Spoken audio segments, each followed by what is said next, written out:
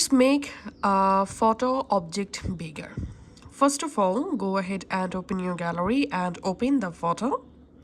Now just tap on this Galaxy Photo AI icon. Here select Generative Edit. Now we have to select our photo object.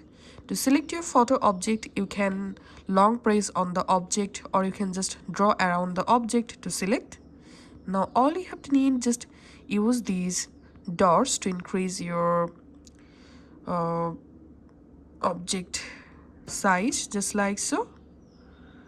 And you can also move your object, and if you want to rotate, you can do it just like so.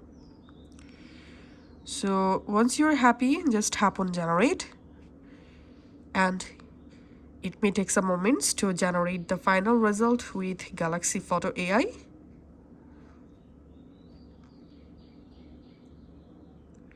And here you can see the final result. So this is how you can actually make object bigger in photo. Now tap on save copy, and that's it.